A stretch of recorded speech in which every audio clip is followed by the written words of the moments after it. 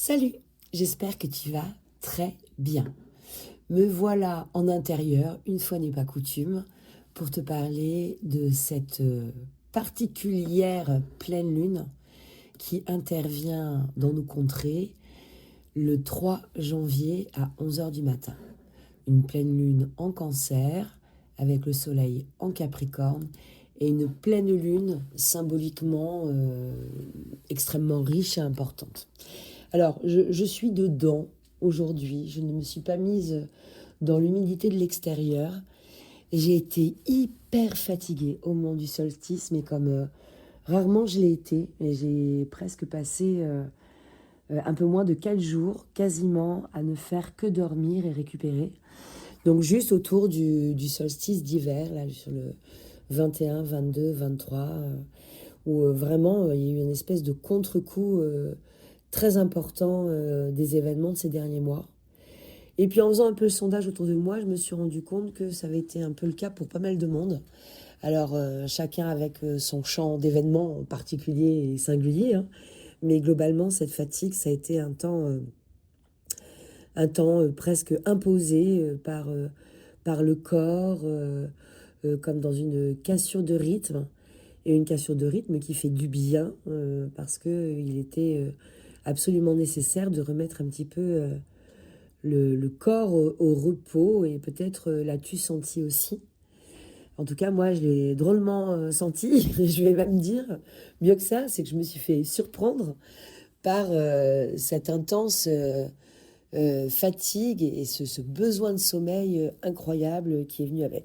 Bon, qui ceci dit est complètement raccord avec la saison, hein. On en parlait il y a quelques podcasts de ça, hein, où je parlais de cette dynamique d'hibernation, hein, en même temps que le soleil se fait plus rare, ce repli stratégique à l'intérieur. Et je continue donc ce petit repli stratégique. J'ai la voix un peu fatiguée encore. Et je me suis dit que je ferais le podcast en intérieur cette fois. Alors je suis à côté du poêle dans lequel flambent quelques jolies bûches. Donc peut-être que tu entendras de temps en temps le crépitement des flammes ou la porte du poêle que je vais être amenée à ouvrir pour alimenter le feu. Et alimenter le feu, eh bien, là je vais parler de feu spirituel. Et tu sais que quand on parle de feu, on n'est jamais loin de parler de foi pour te parler de cette nouvelle lune qui se présente, qui est vraiment remarquable au sens littéral du terme par les aspects qu'elle nous propose. Donc 3 janvier, 11 heures, on est à 13 degrés du Capricorne pour la posture du Soleil et 13 degrés du Cancer pour la posture de la Lune. Et dans ce dialogue qui s'ouvre entre la Lune et le Soleil, comme à chaque fois, la pleine Lune est un moment de mise en lumière, de révélation, de contemplation, de prise de conscience, de plein de choses, de notre espace émotionnel. Je vais rentrer un peu plus dans le détail dans quelques instants. Ce podcast risque d'être un petit peu plus long que les autres parce qu'il y a vraiment beaucoup de choses à dire sur la période que nous vivons actuellement. Et dans ce face-à-face s'invitent 3 autres éminents personnages. Vénus et Mars qui encadrent, mais le mot est tellement adapté, le Soleil. Vénus est à 12 degrés du Capricorne, le Soleil est à 13 degrés du Capricorne et Mars est à 14 degrés du Capricorne. Et de l'autre côté, un petit peu plus loin, mais qui joue quand même dans cet échange et dans ce dialogue, Jupiter, qui est à quelques encablures de la Lune au moment de la pleine Lune. Alors Jupiter en Cancer, on en avait parlé quand il a fait son entrée dans le signe du Cancer, c'est la loupe qui est mise sur notre dynamique émotionnelle, notre espace lunaire à proprement parler. Tu le sais sans doute, la planète maîtresse du Cancer, c'est la Lune, justement. Et dans le signe du Cancer, on parle du berceau, du foyer, de la famille, de la maison, de notre espace clanique, mais clanique pur, de ce qui est viscéral en nous, comme lien, comme attachement. Et quand on parle de viscéralité comme ça, moi j'aime bien mettre toujours le lien autour du nombril parce que c'est à cet endroit-là, en fait, qu'on est rattaché. Et ici, ça nous parle de cet attachement-là, de ce cordon-là. J'ai même tendance à parler, quand on fait les constellations familiales, de cordon lunaire, parce que le placement de la Lune en astrologie est aussi souvent très révélatrice du lien que nous avons, de la forme du lien, de l'aspect du lien que nous entretenons avec notre berceau de souche. Et depuis l'entrée de Jupiter en Cancer, eh bien, nous sommes appelés à réaliser pas mal de constats, pas mal de compréhension aussi, parce que ces questions-là du foyer virtuel, mais aussi du foyer réel de la maison, sont mis sous la loupe du Sagittaire, sous la loupe de Jupiter. Et si on file la métaphore jusqu'au bout et qu'on attribue du coup au Cancer cette notion-là de la famille avec une touche maternelle très nettement identifiée, du côté de Saturne, on a quelque chose qui nous parle d'encore plus loin de nos anciens. C'est-à-dire que là, on est avec encore un pas de recul supplémentaire. C'est le passé. Quand on regarde l'énergie du Capricorne, on a de l'histoire qui est ici, on a de l'archéologie, on a des constructions. Hein, les cathédrales, c'est très Capricorne, par exemple, comme énergie. Ces grands bâtiments de pierre qui s'élancent comme ça, haut vers le ciel. C'est une idée qui est complètement Capricorne. La réussite, le succès, la détermination, l'ambition, l'endurance aussi est ici.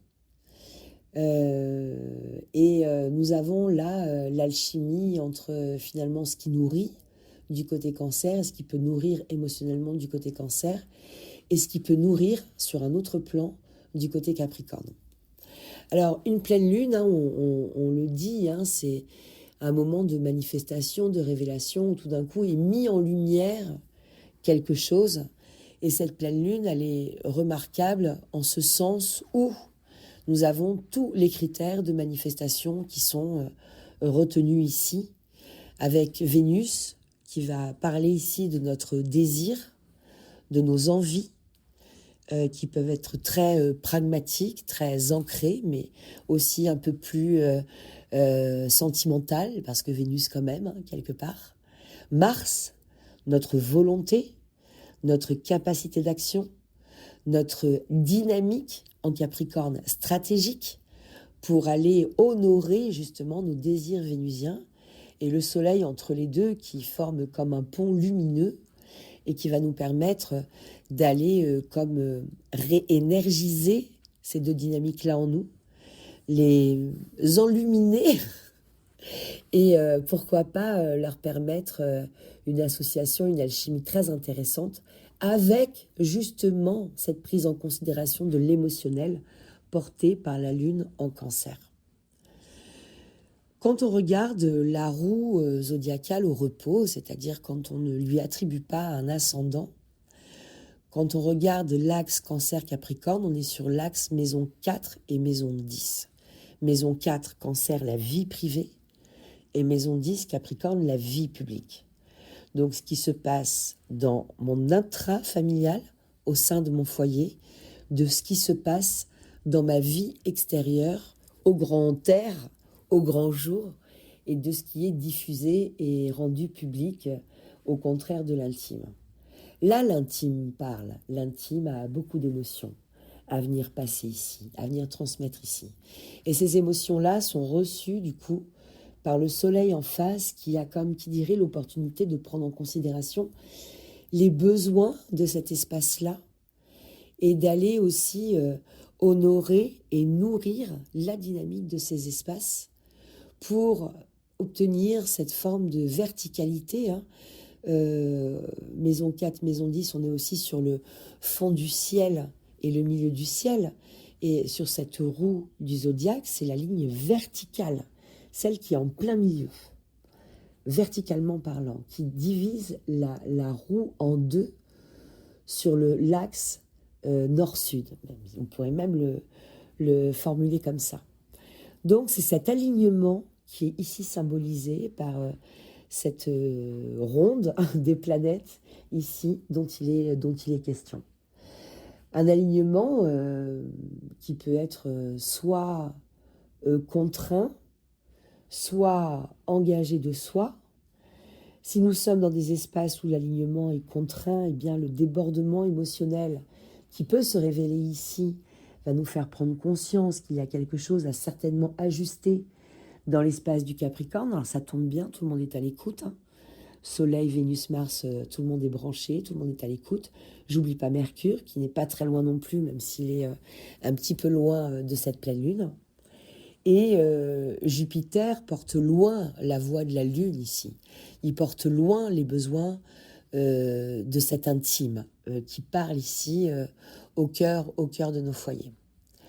Un intime qui parle de sécurité, qui parle aussi de correcte nourriture, et je vais faire un pont avec ce qui se passe en ce moment en France et dans d'autres pays d'Europe d'ailleurs par rapport aux revendications des agriculteurs, enfin c'est au-delà de revendications d'ailleurs, mais sur le propos des agriculteurs qui justement interpellent sur eux, leurs difficultés à se nourrir eux, dans un contexte où un certain nombre de cadres législatifs posés par une hiérarchie capricorne, pour le coup, hein, c'est un gouvernement en soi, hein, l'énergie du Capricorne, alors que je ne connote pas hein, ici quand je parle de gouvernement, mais c'est notre souveraineté personnelle, l'énergie du Capricorne, évidemment ça l'est aussi hein, sur le registre d'un pays, est venue, comme qui dirait, poser un petit peu de manière autoritaire.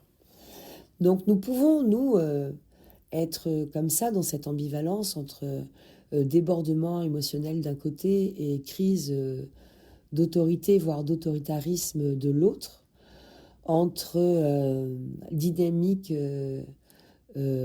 infantile de notre part à nous, dans cet espace du Cancer, et dynamique tyrannique dans le côté du Capricorne, et se retrouver forcé à un alignement plus harmonieux, c'est-à-dire faire grandir un peu l'enfant lunaire Cancer qui pourrait être en train de pleurer, de réclamer, de déborder émotionnellement parce que trop de contraintes, trop de pression, trop d'autorité. Et justement, cette potentielle rigidité Capricorne qui voudrait bien que tout rentre dans l'ordre, soit très aligné, très bien rangé, très encadré, de la même manière que le Soleil est encadré par Vénus et Mars, pour que les choses aillent dans un sens d'absolue croissance. Ça pourrait être la version subie, en fait, un petit peu de la pleine lune. Une version plus honorante de cette pleine lune, et que je t'engage à regarder, mais ne mettons pas le voile sur les expressions peut-être picotantes un petit peu qui peuvent exister aussi. Hein. Il s'agit d'être lucide avec autant d'archétypes Capricorne en même temps. Hein. L'autre expression plus douce peut-être à voir, c'est constater que dans l'espace émotionnel, la définition des besoins est correctement remplie, et observer du coup un émotionnel qui est dans cette capacité de nourrir un lien sain, un lien entourant, enveloppant, une capacité maternante de soi, intrinsèquement posée en nous, individuellement, et dans cette même maturité de dynamique émotionnelle, de gestion émotionnelle, l'émergence aussi d'une énergie adulte et protectrice qui va nous tendre vers le haut et se montrer suffisamment rassurante pour nous permettre de nous upgrader nous-mêmes, c'est-à-dire d'aller gravir cette échelle à flanc de montagne, parce que Capricorne est une chèvre, hein, on ne le dirait jamais assez, cette échelle à flanc de montagne et être suffisamment assis dans nos bases intérieures et intimes pour avoir le courage et le cran de nous élever dans la sphère visible par le monde. Il y a ce côté un petit peu de confiance alors, je ne peux pas vraiment dire audace, parce que l'audace, c'est quand même un attribut du bélier, mais de cran, de courage, de nous dire c'est bon, là, sur le plan de ta dynamique émotionnelle, sur le plan de ta sécurité intérieure, la manière dont tu habites toi-même ton corps et ton espace et ton intime, il y a quelque chose qui a grandi ici et qui te permet de faire le pas supérieur. Et regarde jusqu'où les choses ont grandi pour toi, et regarde à quel point, là, sur la mise en lumière de ta croissance personnelle, Mars et Vénus viennent compléter le propos, comme pour associer cette volonté, cette capacité d'action au désir aussi profond que tu peux ressentir de ta propre élévation. Ça rejoint beaucoup de choses très importantes. Je t'ai parlé la dernière fois du Sol Invictus, c'est-à-dire ce soleil invaincu qui résiste à la nuit et qui, à partir du 21 décembre, reprend petit à petit son illumination progressive, qui recommence à gagner quelques minutes sur les nuits, de cette clarté qui revient. Au début, très très subtil, ça se joue à quelques minutes, un tout petit peu le matin, un tout petit peu le soir, et puis si les jours sont gris, comme il l'est aujourd'hui, on s'en rend pas bien compte, parce que finalement, à travers le voile des nuages, il fait déjà sombre très très vite. Mais sur les belles et grandes journées ensoleillées, on peut commencer un peu plus à le percevoir. Et tu sais à quel moment on le perçoit le plus? On le perçoit le plus quand on arrive aux alentours du 6-7 janvier.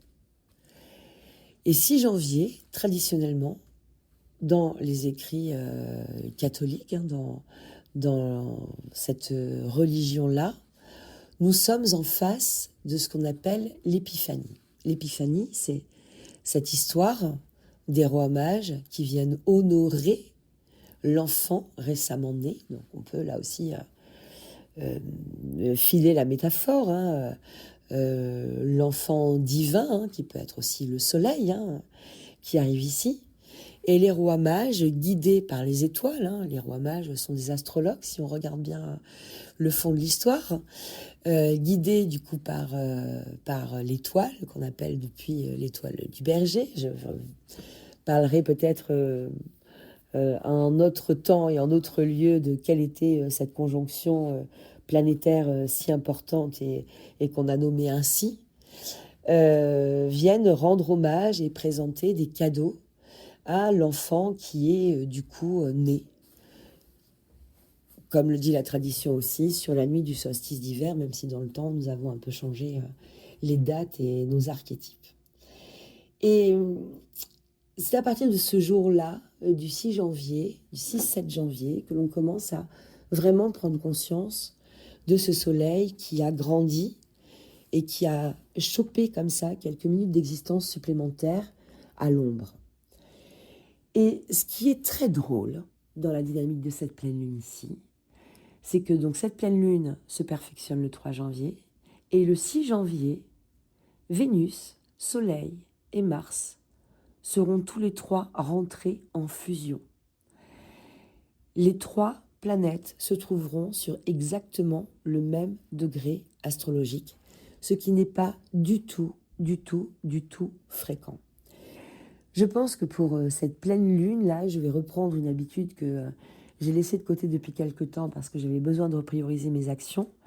Mais je vais faire sur mon blog une petite liste des dates clés sur lesquelles nous pourrons nous appuyer pour aussi regarder et comprendre cette pleine lune avec une attention et une conscience. Parce qu'il est beaucoup question de conscience ici. Mais il est beaucoup de questions de conscience au sens noble du terme, c'est-à-dire de la présence à soi, de la présence dans ce que nous vivons, de cette capacité non seulement d'observer de haut, comme c'est le faire Mercure en Capricorne, mais aussi cette capacité à ressentir profondément à l'intérieur cette lune en Cancer, qui est très vibrante aussi ici, qui est très animée, qui a beaucoup d'appels sur cette intimité. Et sur le plan symbolique, parce que tu sais que j'aime bien lire les choses comme ça, Si on regarde qui sont ces personnages des rois mages, on pourrait presque, quelque part, leur proposer les mêmes archétypes que ceux qu'on proposerait à Vénus et Mars aussi. On dit que Melchior incarne la sagesse de l'esprit, avec une capacité à penser à long terme, une lecture des signes, une vision. Balthazar serait lui la puissance incarnée, avec cette mise en relief en fait du lien à la terre, au corps, à la matière et à l'argent de façon saine. Gaspard représente lui plutôt ce qui se rapporterait à la connaissance initiatique, l'intuition, le souffle, ce qui relie l'invisible au concret en fait, ce lien entre les choses. Et si on regarde les cadeaux qu'ils apportent, on a l'or, mais qui parle de la valeur ici, très très vénusien, qui parle de la pérennité, qui parle aussi d'une forme de soleil dans sa brillance jaune. L'encens, qui ici parle du sacré, de l'inspiration, qui rappelle en fait que quelque part, une œuvre doit rester reliée à plus vaste qu'elle-même. Hein. C'est que l'encens est un outil très précieux dans la spiritualité. Ça aussi, on en reparlera prochainement. Et la myrrhe, troisième cadeau, qui est comme cette conscience de l'engagement et la conscience qu'à travers un engagement, il y a aussi un renoncement. La conscience aussi que toute naissance réelle passe par une mue et que si on parle de manifestation, en arrière-plan, il est question de transformation. Quand les rois mages sont en train de cheminer pour aller honorer du coup l'enfant tout juste né, on nous parle ici de leadership. Quand on est en train de réunir le Soleil, Mars et Vénus dans le même signe, dans le Capricorne, sur le même degré, nous sommes en train de parler de leadership. Nous parlons d'un leadership où le vrai pouvoir n'est pas orienté sur le contrôle, mais sur le principe de reconnaître ce qui mérite d'être servi. Et c'est un petit peu ce que dit la Lune, en fait. Hein. C'est un petit peu ce que demande la Lune. Servez-moi, en fait. J'ai besoin d'être servi. J'ai besoin d'être honoré. C'est un petit peu ce que disent, du coup, aussi les agriculteurs dans nos contrées. J'ai besoin d'être honoré. J'ai besoin, à un moment donné, que cette autorité se tourne vers moi et qu'elle soit juste pour moi. Quand la vision est juste, quand l'énergie est alignée, quand la matière est honorée, alors la prospérité devient une conséquence et pas un objectif crispé. C'est les rois mages ici, c'est cette triple conjonction Soleil, Vénus et Mars qui sont en train de noter un pas très très important de ce début d'année. Donc je te parle ici du 6 janvier en tant que réunion, mais évidemment, dès qu'on va être à quelques heures avant la pleine lune et jusqu'au 6-7 janvier, nous allons être dans cette énergie. Donc on peut presque même se figurer le fait que cette pleine lune la dure beaucoup plus longtemps que les autres d'habitude. Ce que pourraient nous dire les rois mages, et cette lunaison, c'est ce que tu honores s'agrandit, ce que tu fuis t'appauvrit. Et ce que tu suis avec droiture finit toujours par te nourrir. Il y a cette idée de se tenir droit, de prendre ses responsabilités, parce que Capricorne est un signe saturnien quand même, de s'engager, du coup de faire des choix, et de faire des choix qui soient des choix éclairés, pragmatiques. On ne va pas, avec l'énergie du Capricorne, comme ça, chercher le chemin le plus court et le plus facile. On va chercher le plus sûr, celui qui, à coup sûr, en tant que faire se peut, va nous maintenir à notre but, va nous permettre d'arriver à notre but. Le chemin qui, tout le temps où il va se dérouler, va nous enseigner aussi quelque chose. C'est pas de raccourci dont il est question ici. C'est pas d'autoroute dont il est question ici. C'est accepter de temps en temps d'avoir un rocher face à soi et de prendre le pas, de le gravir plutôt que de le contourner ou plutôt que de passer le plus lointain possible pour éviter de se confronter à lui. De toute façon, notre route nous mènera en bas de certains rochers, assurément. C'est une transposition intérieure-extérieure très puissante à la manière de ce qu'on est en train d'étudier dans le Kybalion en ce moment, qui est en train de frémir ici. Et dans cette idée-là, il y a quand même cette question de savoir au mieux possible, connaître au mieux possible l'endroit d'où nous venons, où est notre berceau, de quoi est composé notre berceau. Y a-t-il des peurs héritées ici qui ne vont pas être à mon service, qui ne vont plus être à mon service? Et dans le même temps, le discernement correct de notre vision, de notre futur nous. Qui voulons-nous être en fait? Qu'est-ce qu'on a envie d'incarner? Qu'est-ce qu'on a envie de porter comme genre de lumière dans le monde? Pourquoi est-ce que nous sommes faits? Quelles sont nos compétences? Où est-ce que je suis reconnue? Où est-ce que l'on me reconnaît? Où est-ce que l'on me connaît? Où est ma reconnaissance personnelle? Où est la reconnaissance que je porte à mon leadership individuel? C'est très, très, très, très fort. Et je te parle de manifestation de pleine lune, je te parle d'épiphanie, et je vais ajouter à ça que le mot épiphanie nous vient du grec et nous parle de rendre visible au-dessus. Si on le traduit littéralement, on parle d'apparition, de manifestation visible de ce qui était caché. Donc là aussi, je t'encourage à aller regarder sur mon blog les dates que je vais glisser sur l'article en lien avec cette pleine lune pour que tu puisses éventuellement mettre en lumière les endroits, les moments où tu as semé quelque chose. Quand est-ce que tu as semé les graines qui sont en train de t'apporter ici une récolte? Et que la récolte soit à ton goût ou pas, il y a à coup sûr quelque chose qui est positif pour toi ici. Comme le disait Nelson Mandela, si je ne gagne pas...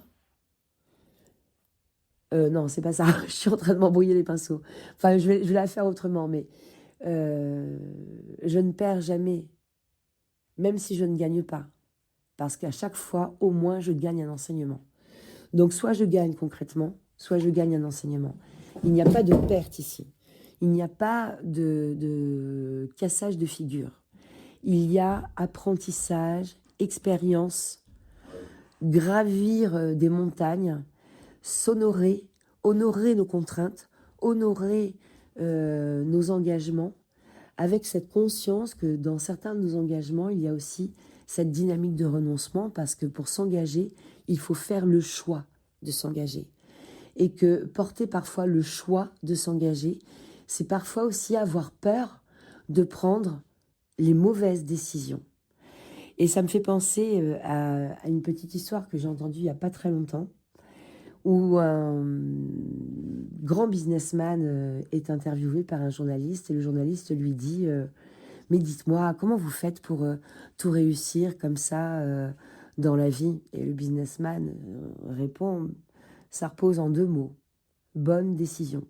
Le journaliste le regarde, il dit, ben justement, comment vous faites en fait pour prendre les bonnes décisions? Et le businessman répond, ça se dit en 1 mot, c'est l'expérience. Alors le journaliste s'agace un tout petit peu et puis insiste et dit, mais oui, mais comment vous avez fait pour acquérir cette expérience? Et le businessman dit, ça se répond en 2 mots, mauvais choix, mauvaise décision. Et c'est ça l'idée aussi de cette pleine lune, c'est de nous montrer que là où nous n'avions pas forcément gagné ce que nous espérions, nous avons gagné en expérience, nous avons gagné en compétences de vie, en compétences de gestion émotionnelle, en compétences de discernement, en compétences de détermination, en compétences d'endurance, et que nous sommes en train d'inscrire sur nos cartes de visite notre raison d'être au monde et ce pourquoi nous pouvons être dans notre incarnation pleine et pure. Une incarnation pleine et pure qui honore la dynamique émotionnelle qui nous anime au quotidien, qui honore des bases éducatives que nous nous devons si nous ne les avons pas reçues. La base de s'honorer et de s'aimer. Je m'aime et je m'honore. J'aime toutes les parties de moi et j'honore toutes les parties de moi. Les parties lumineuses et matures et encore plus ces parties qui sont maladroites en moi. Je me dois de les aimer encore plus parce que c'est avec cet amour-là maternel, de cette idée de l'énergie du cancer, de cette pleine lune en cancer, que je vais me permettre de grandir là où j'ai encore besoin d'un petit peu de croissance. On parle souvent de l'enfant intérieur. Ici, c'est la réunion entre l'enfant intérieur et l'adulte intérieur. C'est l'occasion ici que l'un et l'autre se comprennent et marchent main dans la main vers une même direction, une direction qui soit dans le sens de notre croissance.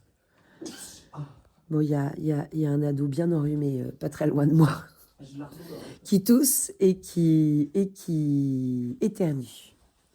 Mais on va le laisser parce que ça fait aussi partie de la vie dans ces podcasts-là. Parfois, c'est les miaulements des chats. Là, c'est les élucubrations de l'ado avec son mouchage et sa toux intempestive. Ça fait partie du jeu et de ce qui se passe, pour le coup, dans la maison de 4 chez moi, avec des enfants bien fatigués aussi en cette fin d'année et qui ont tout à fait besoin que je m'attache à leur bien-être et que je les aide dans la poursuite de leur bien-être. Je te donne du coup rendez-vous sur le blog pour les dates clés de cette lunaison tout à fait exceptionnelle, de ces 3 jours entre le 3 et même 4 jours, entre le 3 et le 7 janvier qui nous tendent les bras avec ces manifestations toutes particulières. Je t'invite à prendre un temps, comme un temps de bilan sur ce que tu as proposé comme expérience l'année 2025. Et je vais te faire un petit guide de ce que tu peux observer dès à présent pour t'aider à mettre de la conscience et de la lumière et accompagner ce mouvement lunaire avec les plus belles bougies qui habitent ton intérieur. Évidemment, je ne t'ai pas tout dit. Je t'embrasse bien fort.